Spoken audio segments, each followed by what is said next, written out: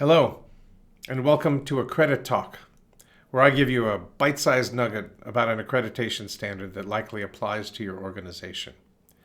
My name is Tom Goddard, and I'm the founder and chief executive officer of Integral Healthcare Solutions, your destination for all your healthcare accreditation consulting needs.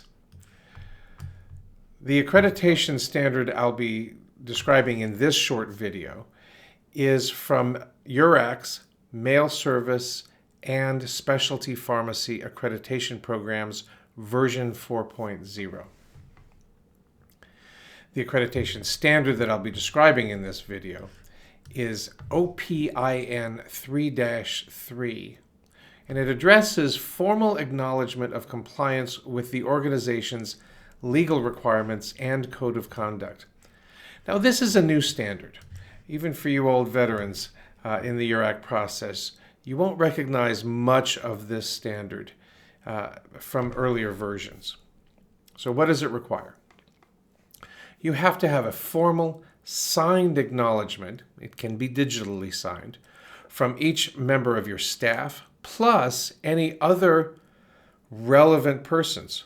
What do we mean by that? Relevant persons are non-employees, because they're already covered by the staff member issue, non-employees who might serve on your governing body, or committees that allow outside non-employees on them. So that whole group of people, employees and other relevant people, have to sign an attestation. So what is in that attestation? Well, first of all, they have to acknowledge that they have access to the code of conduct. They have to acknowledge that they have received compliance training, including training on the code of conduct. I'll pause there for a moment. This is not a document where you simply say, see, they took the training. No. They have to have a signed acknowledgement from them that they took the training. Third, they understand what will happen to them if they fail to comply with the code of conduct, your own policies and procedures, or any applicable laws and regulations. So they know what's going to happen if they violate any of those three categories of standards. And then finally, the attestation needs to acknowledge that the person signing it has access to ways of reporting breaches of any of those things, the code of conduct, policies, and applicable laws and regulations. This is a new feature that you'll see in other standards and that I've addressed in other videos dealing with whistleblower possibilities.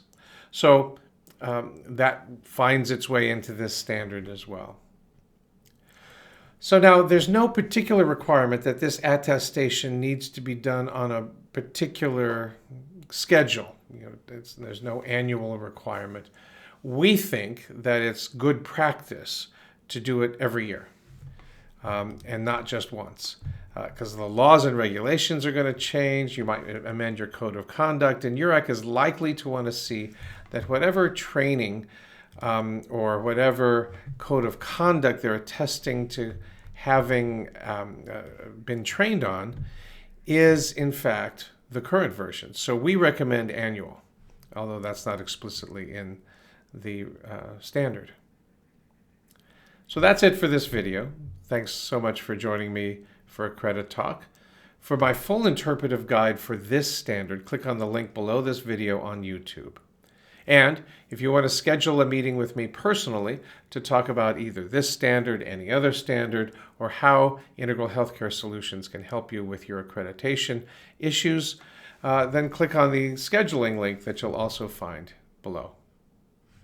Thanks, and I hope to talk to you soon.